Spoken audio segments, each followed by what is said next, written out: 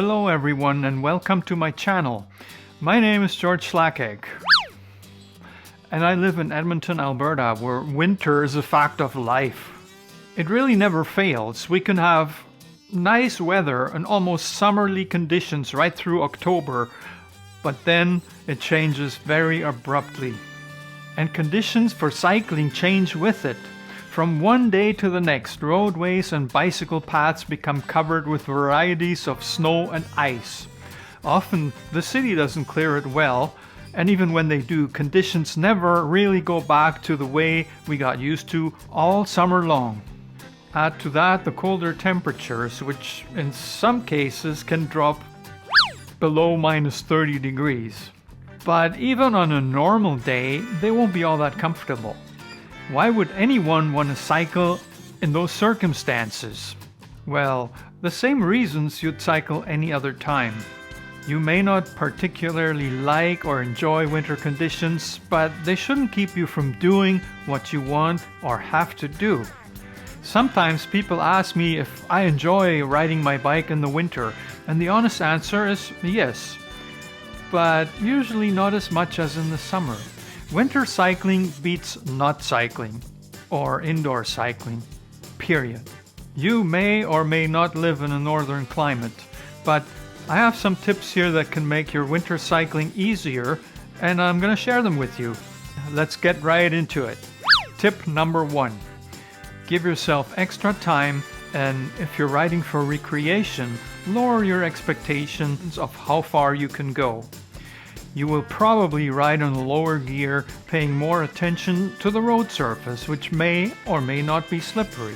Even just riding in the colder air will make it feel a bit harder. It's good exercise for sure, even at a slower pace. Tip number 2. Know your varieties of snow and ice and use studded tires. Not all ice and snow is equally slippery, and sometimes what looks like a bare road surface could be deadly. Generally speaking, if the snow is white, you can probably get pretty good traction on it, especially if you have studded tires. Hard-packed snow can be tricky with regular tires, but it's usually soft enough for studs to get a good grip. If the ice is dirty gray or transparent, however, be very careful or don't even try to ride on it if you're not that confident. While studs will help, they cannot do miracles here. Without them, you're almost sure to wipe out. Sometimes the ice is thick and uneven. Other times, the layer can be very thin and barely visible. That's why you should always slow down when it's below freezing. Another variety of snow is that dirty brown stuff, which happens when sand and dirt gets mixed in. This stuff will pile up but not firm up, so when you run into it, you tend to lose all traction. When riding on slippery surfaces, never use your front brake. That's because you'll wipe out if the wheel locks up. The rear brake is far safer.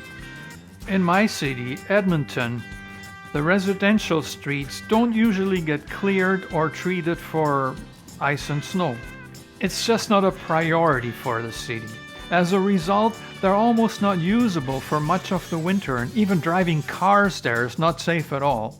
Many bike routes happen to be on roads like that. The sidewalks in Edmonton, however, are the homeowner's responsibility to clear, and that sometimes makes them safer. The problem is that it's illegal to ride a bike on sidewalks here. So whatever you do, if you break the law, don't tell anyone I told you to do so.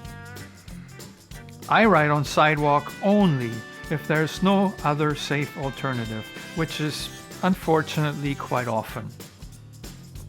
Alright, tip number 3. If you can, have a dedicated winter bike. Winter is hard on bicycles. Expect to wear out your drivetrain and brakes much faster than normal. Unless you have the luxury of a heated garage or bicycle storage, you will find it very difficult to keep your bike clean. The salt and sand that is put on roadways during the winter months is corrosive and will affect your entire bike over time. If you're like me, you possibly store it in a shed that's not heated, so cleaning it with water might cause problems. I've had both brake and shifter cables lock up due to moisture inside the cable housings, so be very careful when you wash the bike and make sure no water gets inside the moving parts.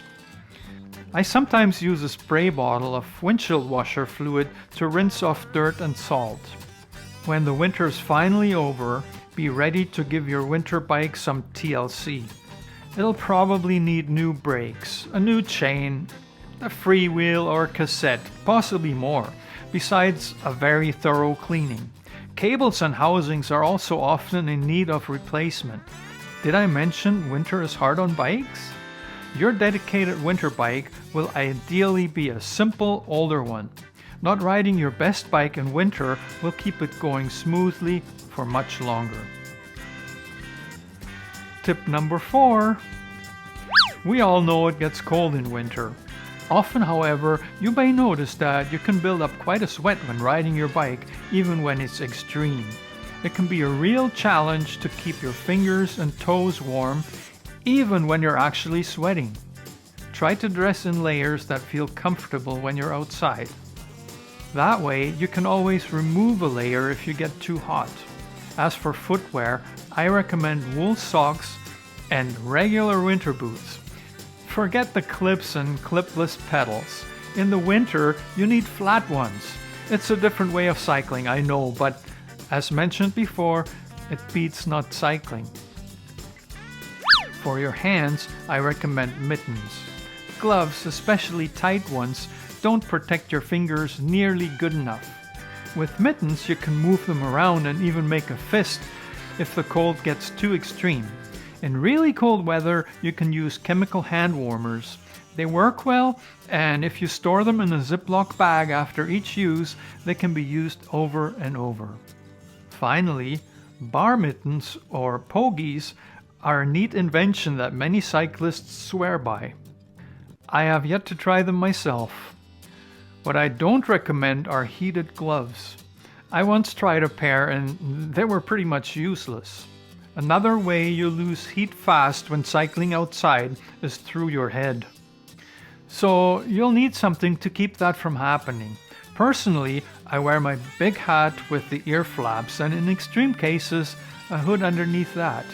If you insist on wearing a helmet, you will probably have to wear a toque underneath or perhaps even shop for a winter helmet. Tip number 5.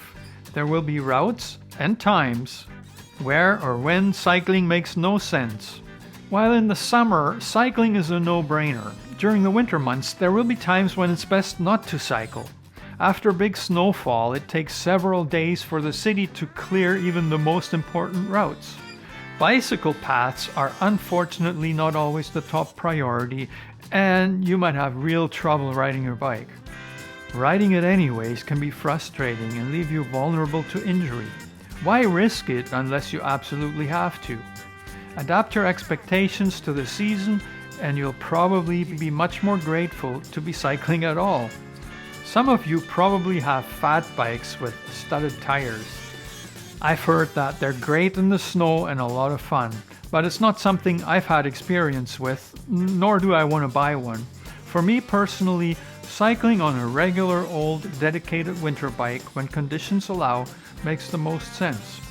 I hope you find these tips useful for your winter cycling experience. Let me summarize them for you before clicking off. Number 1, give yourself extra time.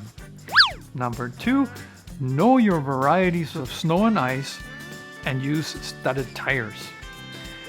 Number 3, use a dedicated winter bike if you can. Number 4, dress in layers and don't neglect fingers, toes and head. And number 5, don't insist on cycling anytime or any place. Sometimes it just makes no sense. This list is probably far from complete, so if you have anything to add, feel free to share it in the comments. I'm adding a few links in the description to items I recommend for winter cycling.